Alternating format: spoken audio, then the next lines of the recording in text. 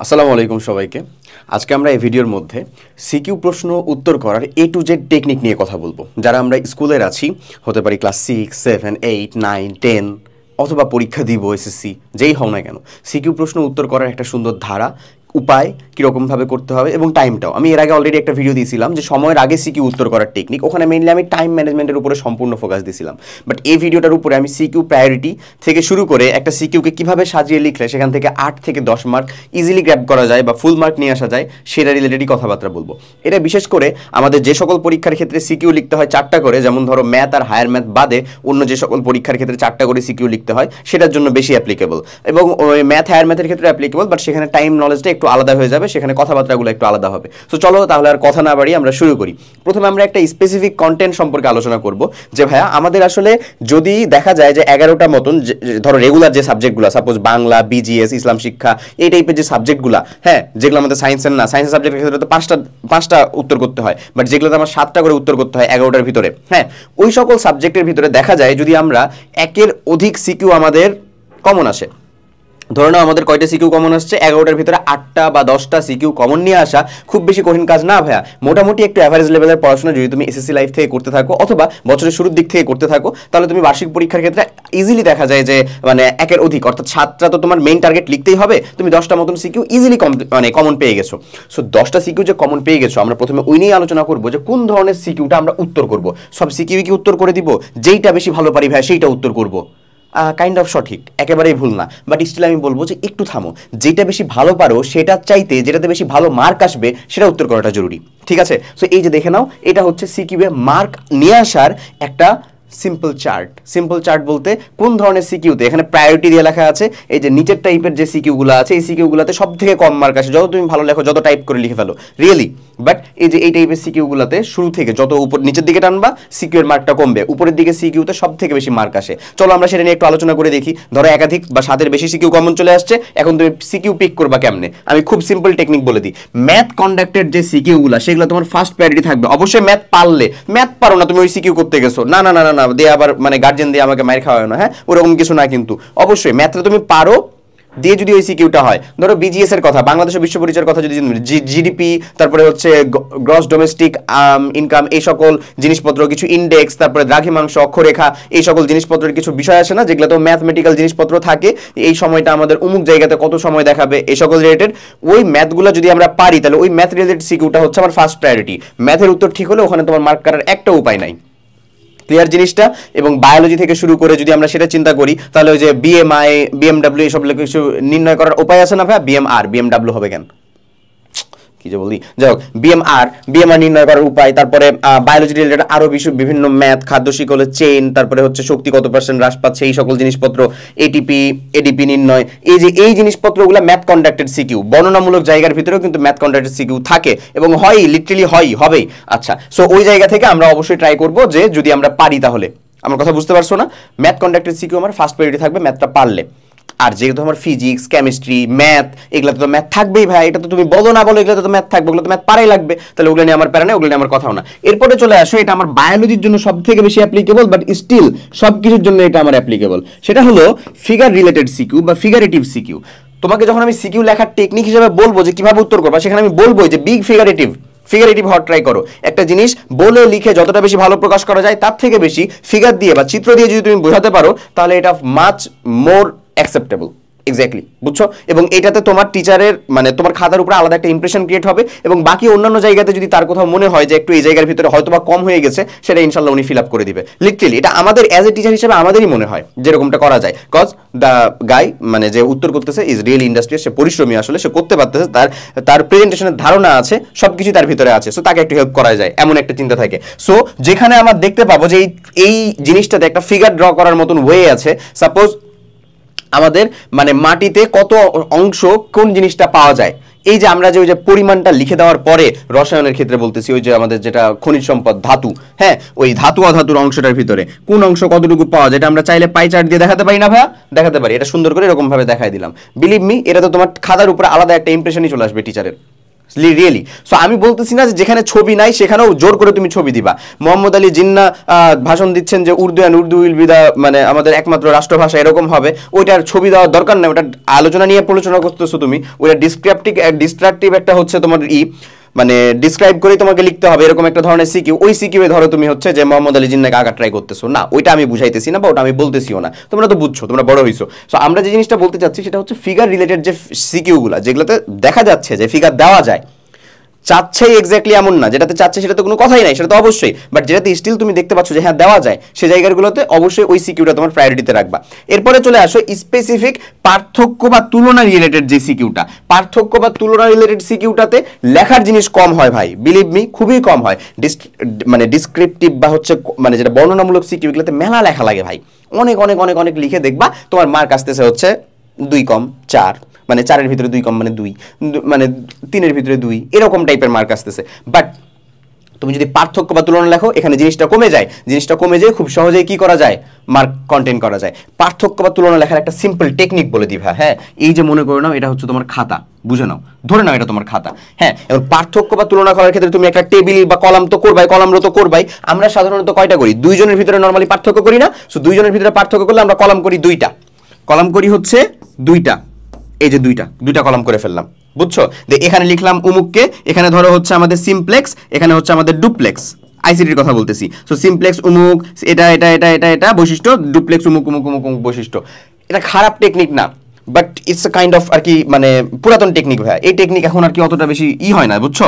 তা আমরা যে কাজটা করতে পারি কি জানো, আমরা কলাম 2টা না করে কলাম করে ফেলবো কয়টা, 3টা। কয়টা করবো বলো, 3টা। এই যে 1 দিলাম, এই যে 2 দিলাম, এই যে 3 দিলাম, এটা 3 হয়ে গেল। এবার এখানে রো করবো হচ্ছে এইটা, রো করার পরে এবার ভিতরে কি লিখবো জানো ভাই, এখানে লিখবো হচ্ছে বিষয়বস্তু, এখানে কি লিখবো, বিষয়বস্তু মানে পার্থক্যের বিষয়, এখানে দিবা হচ্ছে তুমি সিমপ্লেক্স, এখানে দিবা হচ্ছে তুমি ডুপ্লেক্স। আচ্ছা, এখানে দিলা তুমি যে মাধ্যম, এটা হচ্ছে 1, এখানে খালি একটা শব্দ লেখাতেই হয়ে যাচ্ছে, কিন্তু যদি তুমি শুধু সিমপ্লেক্স লিখতা তাহলে এখানে লিখতে হতো যে সিমপ্লেক্স ব্যবস্থায় এক মাধ্যমের প্রয়োজন হয়। বাট আমি যদি এখানে মাধ্যম লিখে ফেলি, এখানে 1 লিখি, এখানে লিখবো হচ্ছে একাধিক, তাহলে আরামসে কিন্তু এর একটা পার্থক্য বোঝায়। দেখো খুব অল্প লেখা, প্রেজেন্টেশনের ধরনটাও যথেষ্ট স্ট্যান্ডার্ড, খুব সুন্দর, এবং খুব সহজে যে ইনফরমেশনটা আমি আসলে গোজামিল দিয়ে না রিয়েলি করে উপস্থাপন করতে যাচ্ছি সেটা খুব সহজেই বোঝানো যায়। কথা বুঝাই গেছে? সো পার্থক্য বা তুলনাটা হচ্ছে আমাদের থার্ড প্রায়োরিটি। তারপরে চলে আসবো specific point base. Specific point base বলতে মনে করে নাও 6 দফার 5টি দফা লিখো বললো, তাহলে কি এটা কি স্পেসিফিক পয়েন্ট বেজ না? এখানে কি তোমার আলাদা নতুন করে তুমি বানিয়ে কোনো দফা দিতে পারবা? নিশ্চয়ই না। সো এই ধরনের পয়েন্ট বেস যদি থাকে সেটা হচ্ছে তোমার একেবারে 4th টার্গেটের। এবং একেবারে শেষে এরকম কোনো কিছুই আসতেছে না বা কোনো কিছুই কমন পড়তেছে না, তখন কিচ্ছু করার নাই, নিজের সৃজনশীলতা ক্ষমতা কাজে লাগিয়ে যা যতটুকু পড়ছো সেটার আলোকে তোমাকে লিখে ফেলতে হবে বর্ণনামূলক কোয়েশ্চেন। সো তুমি কিন্তু এই চার্টটা অবভিয়াসলি ফলো করতে পারো যে আমার সিকিউ কোয়েশ্চেন আমি কিরকম ভাবে লিখবো, কোন জায়গা থেকে লিখবো, এবং এই রিলেটেড যাবতীয় কথাবার্তা ভাই, একটা সিকিউ কোয়েশ্চেন কিরকম ভাবে উত্তর করতে হবে সেটা আমাদের স্কুল সেগমেন্টের ক্লাস 6 থেকে শুরু করে, এই যে ক্লাস 6 থেকে শুরু করে ক্লাস 7, 8, 9, 10 প্রত্যেকটা জায়গার ভিতরে প্রত্যেকটা সাবজেক্টের যে স্পেসিফিক কম্প্যাক্ট থিওরি সহ প্রবলেম সলভিং রেকর্ডেড ক্লাসগুলো দেওয়া আছে, 9, 10 এর জন্য টেস্ট পেপার সলভিং ক্লাসগুলো দেওয়া আছে, আমাদের এই 6 থেকে 8 এর জন্য যে অর্ধবার্ষিক পরীক্ষার আগে আলাদা একটা প্ল্যান আসবে, সব কিছুর মধ্যে ইনশাআল্লাহ খুব ভালো মতন ইনকর্পোরেট করা ট্রাই করা হচ্ছে, যেটা তোমার বিজিএস সাবজেক্ট থেকে সায়েন্স হোক অথবা সায়েন্সের ডিফারেন্ট সাবজেক্ট হোক, প্রত্যেকটার সাথেই যুক্ত হয়ে আছে। সো তোমার সিকিউ লেখা নিয়ে যদি প্যারার মধ্যে পড়তে হয়, বাংলার সিকিউ কিভাবে লিখবো, কিভাবে কোনটাতে টাইম ম্যানেজ করবো থেকে এভরিথিং সবকিছু ওই কম্প্যাক্ট ক্লাসগুলোর ভিতরে যুক্ত আছে। সো তুমি এই আমাদের ভিডিও ডেসক্রিপশন বক্সে অথবা কমেন্টের মধ্যে পুরো প্রত্যেকটা স্পেসিফিক ক্লাসের জন্যই আলাদা আলাদা যে আমাদের প্রোগ্রামগুলো আছে সেই প্রোগ্রামগুলোর লিঙ্ক পাবা। ওখান থেকে তুমি তোমার রেসপেক্টিভ যে ক্লাস, সেই ক্লাসের লিঙ্কে যাও, লিঙ্কে গিয়ে যেটা তোমার প্রয়োজনীয় ক্লাস, সেই প্রয়োজনীয় ক্লাসের ডেমো ক্লাসটা মাস্ট বি করো, অন্তত ডেমো ক্লাস করো, অবশ্যই তুমি উপকৃত হবা। ডেমো ক্লাস দেখে পছন্দ হলে অবশ্যই যুক্ত হয়ে যাবা। এরপরে চলো যদি আমরা কথা বলি যে আমরা কিভাবে উত্তর করব। সিকিউ তো আমাদের চলে আসছে, এই সিকিউ আমরা কোন ধরনেরটা উত্তর করব সেটা আমরা বুঝলাম, এবার সেটা আমরা কিভাবে উত্তর করব।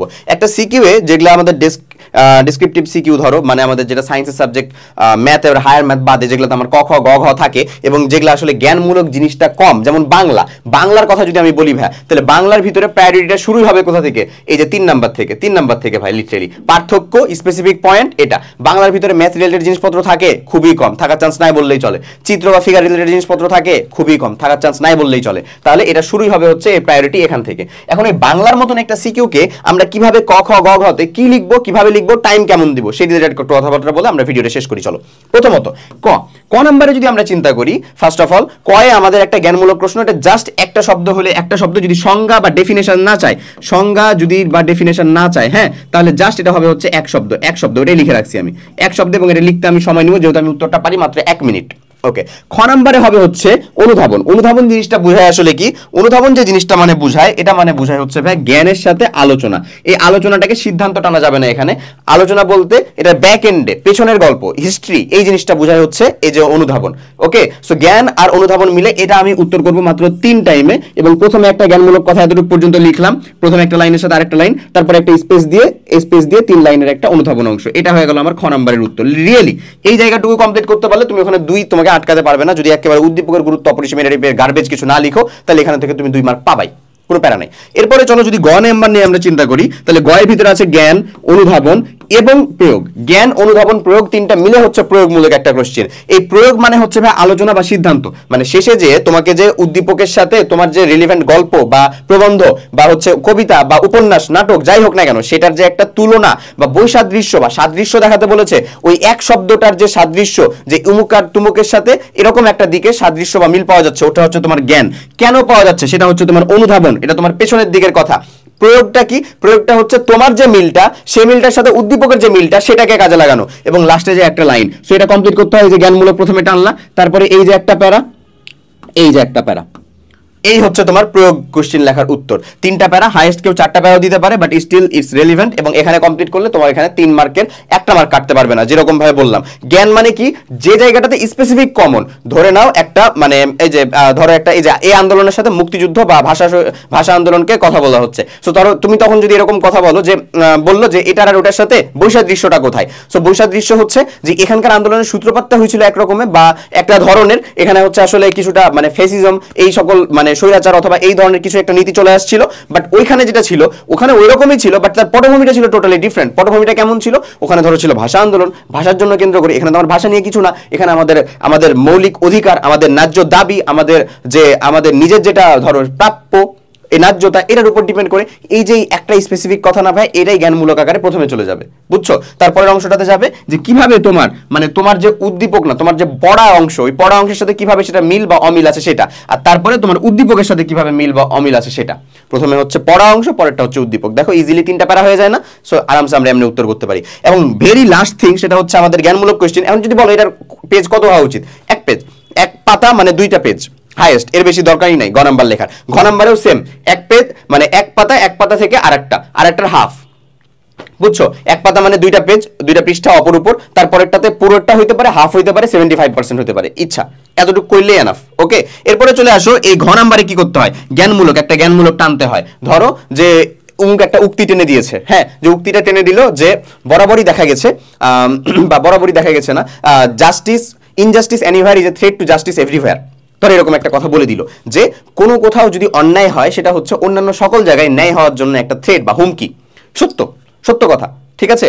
আর justice is delayed is justice is denied, মানে ধরো যে যদি জাস্টিস করতে দেরি করা হয়, তার মানে হচ্ছে আসলে জাস্টিস করাই হয় না, বিষয়টা এরকম অনেকটা। সো এই কথাটা তোমার উদ্দীপকের আলোকে যথার্থতা প্রমাণ করতে হবে। সো তখন তুমি প্রথমে যে কোনো একটা শব্দ টানবা, যে উদ্দীপকে যেহেতু এই ধরনের কথা বোঝানো হয়েছে, তাই এটার আলোকে এই উক্তিটা যথার্থ। তুমি প্রথমেই এই উক্তিটা টেনে দিতে পারো না। প্রথমেই যদি একটি উক্তিটা টেনে দাও, তাহলে শেষে যে সিদ্ধান্ত লেখাটা ইররিলেভেন্ট লাগে। ওকে, আমার কথা বুঝছো? অনেক মানুষ যদি দেখা যায় যে এই যে প্রথমে যে প্রশ্নের উক্তিটা দেওয়া আছে ওটাই উপরে টেনে দিয়েছে, ওইটা না, ওইটার আলোকের উক্তিটা তুমি টানো, যেটা তোমার বই এবং তোমার যে উদ্দীপক সেটাকে রিলেভেন্ট করতে পারে, সেটার সাথে একত্রিত হতে পারে।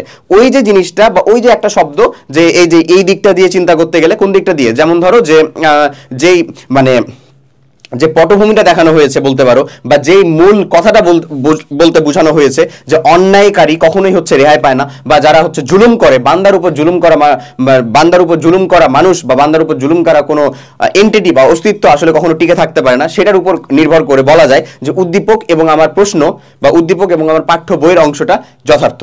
তারপরে তখন তুমি লিখলা যে কিভাবে তোমার পাঠ্য বইয়ের অংশটা যথার্থ, তারপরে লিখবা কিভাবে তোমার উদ্দীপকটা যথার্থ, 2টা প্যারা আর প্রথমে একটা লাইন, 3টা প্যারা শেষ। তারপরের অংশটাতে চলে আসলো হচ্ছে একটা তোমার সিদ্ধান্ত। তোমার সিদ্ধান্ত মানে তুমি কি মনে করো এরকমটা না যে উদ্দীপক আর তোমার এই যে প্রশ্ন এটা কি যথার্থ হচ্ছে নাকি হচ্ছে না, বৈসাদৃশ্য হচ্ছে নাকি সাদৃশ্য হচ্ছে, এর একটা সিদ্ধান্ত। আলটিমেটলি 4টা প্যারা ডান। এমনি যদি লিখা যায় ভাইয়া, তাহলে বিলিভ মি তুমি প্র্যাকটিস করো এটাকে। ক্লাস 6 এ আছো, এখন থেকে প্র্যাকটিস করো। ক্লাস 6 এ করো, 7 এ আছো করো, ক্লাস 8 এ আছো, জেসি পরীক্ষা হবে না, নো প্রবলেম, এখন থেকে করো। 9 এ আছো, এখন থেকে করা তোমার জন্য ফরজে আইন। ক্লাস 10 তোমার কয়দিন পরে পরীক্ষা, এরাও যদি হয় তাহলে তো কোনো কথাই নাই, তোমাকে তো এগুলো শিখে চলতেই হবে, মেনে চলতেই হবে। তাহলে সিকিউতে মার্ক নিয়ে আসা কিন্তু খুব বেশি কঠিন না, যদি তুমি এরকম গুলাকে মেনটেন করে একটু পড়ার চেষ্টা করো। ওকে, এখন আমি একটা কথা বলি, সেটা হচ্ছে যে সিকিউতে দেখা যায় 70টা মার্ক ভাই, লিটারালি 70টা মার্ক। তুমি বুঝতেছো এটা মোটেও কম মার্ক না। এই 70টা মার্কের ভিতর থেকে অন অ্যান এভারেজ আমাকে 56 প্লাস পাইতেই হবে, নাহলে আমার এ প্লাসই থাকে না। সো আমি তোমাকে বলবো তোমার টার্গেট 56 না, তোমার টার্গেট 65 হওয়া উচিত লিটারালি, এবং ইম্পসিবল না যদি তুমি এরকম ভাবে মেনটেন করে এটাকে পড়ো। কতটা টাইম লাগাবা যদি আমি বলি, এটা তোমাদের বিশেষ করে যারা এসএসসি এবার পরীক্ষা দিবা তাদের জন্য একটা বিশেষ ট্রাম্প কার্ড হইতে পারে, যে ক নাম্বারের জন্য 1 মিনিট, হাইয়েস্ট 1 মিনিট। যদি এখানে দেখা যায় কোনো একটা সংজ্ঞা বা ডিসক্রিপটিভ কিছু চেয়ে বসছে, তাহলে তুমি এখানে 2 মিনিট যেতে পারো, 3 মিনিট যেতে পারো, এর বেশি না ভাই। ওকে, ক্ষয়ের জন্য আমার 3 মিনিট, এটা একেবারে ফিক্সড এমন না, বাট তুমি মনে মনে ভেবে নিবা যেটা ফিক্সড, যেন তুমি তোমাকে চ্যালেঞ্জ করতে পারো যে সময়ের ভিতরে যেন তোমার উত্তরটা করা হয়। তারপরে যেটা গ নাম্বারে হচ্ছে 7 মিনিট আর ঘ নাম্বারে 9 মিনিট। এই একটা রুল ফলো করে আমি মাত্র 20 মিনিটের ভিতরে একটা সিকিউ লেখা ট্রাই করতাম, যেটা আমি কখনো মানে কাটাই কমপ্লিট করতে পারতাম না। দেখা যেত 22 মিনিট 23 মিনিট হয়ে যেত। বাট বিলিভ মি, তুমি যদি 25 মিনিটের প্ল্যান বানাও, তুমি এটাকে কত নিবা জানো? 30 মিনিট লাগাবা, 30 মিনিট প্লাস লাগাবা, তাও তুমি মনে হবে তোমার স্যাটিসফ্যাকশন নাই। এমন করা যাবে না। এই প্ল্যানটাকে যে সর্বনিম্ন একেবারে 20 মিনিট, এই প্ল্যানটাই রাখো। 1 3 7 9, 1 3 7 9 বেস্ট একটা প্ল্যান। এই প্ল্যানটাকে এর বেশি বাইরে যেতে দিও না। এখন এই সকল জিনিসপত্রের কথাবার্তা কিন্তু যারা আমার এসএসসি 25 ব্যাচের স্টুডেন্ট আছো, তাদের এই আমাদের এসএসসি লাস্ট শর্ট রিভিশন প্রোগ্রামের ভিতরেও আছে। এবং এই শেষ সময় এসে যদি বলো যে ভাই শেষ সময় এসেও কি কোর্স নিয়ে কোনো উপকার হবে, আমি তোমাদের জন্য একটা কথাই বলবো, শুধু তোমার যদি প্রিপারেশন টোটাল কমপ্লিট হয়ে থাকে, সবকিছু কমপ্লিট হয়ে থাকে, তাহলে কোনো প্রয়োজন নেই। লিটারালি আমি নিজেই বলতেছি কোনো প্রয়োজন নেই। বাট একটা জিনিস দেখো, এই শেষ সময় এসে তোমার অনেক কিছু কমপ্লিট হয়ে নাই, তোমার কিছু একটা পড়াশোনা করার জন্য দরকার। তুমি এইটার সাথে যদি যুক্ত হও, অ্যাটলিস্ট তো তুমি কিছু পড়বা। তোমার যদি 10%, 15%, 10 মার্ক, 20 মার্ক, 15 মার্ক যদি এক্সট্রা আসে, 12 মার্ক যদি এক্সট্রা আসে, তাও কি লাভ না? চিন্তা করে দেখো। ওকে, বাট আলটিমেটলি সব থেকে বড় উপকার হবে তোমার এই কিউএনএ এসএসসি সাজেশন। এটা লিটারালি একটা নিজের একটা নোট। এই নোট বই থেকে তুমি আলহামদুলিল্লাহ লিটারালি সবকিছু হুবহু type wise topic wise common চলে আসবে। সো এই দুইটা জিনিসেরই, আর তুমি যদি স্পেসিফিক আমার ক্লাস 6 থেকে ক্লাস 10 এর স্টুডেন্ট হয়ে থাকো, তাহলে সম্পূর্ণটা জিনিসেরই সবকিছুর লিঙ্ক তুমি ডেসক্রিপশন বক্সে দেখবা। প্রত্যেকটারই ডেমো জিনিস দেওয়া আছে, ওখানে ডেমো পিডিএফ দেওয়া, ওখানে ডেমো ক্লাস দেওয়া। কোনো কিছুই তোমার কাছে সম্পূর্ণ ধোঁয়াশা করে মানে নিতে বলা হচ্ছে না। তুমি আরামসে সবকিছু দেখে নিজে দেখবা, বুঝবা, যদি উপকার পাও মনে হয় তাহলেই শুধুমাত্র যুক্ত হবা। সো সিকিউ লেখার টেকনিক এতটুকুই, আর বেশি কথাবার্তা বাড়াবো না এটা নিয়ে। সবাই অনেক ভালো থাকো। আল্লাহ হাফেজ, আসসালামু আলাইকুম।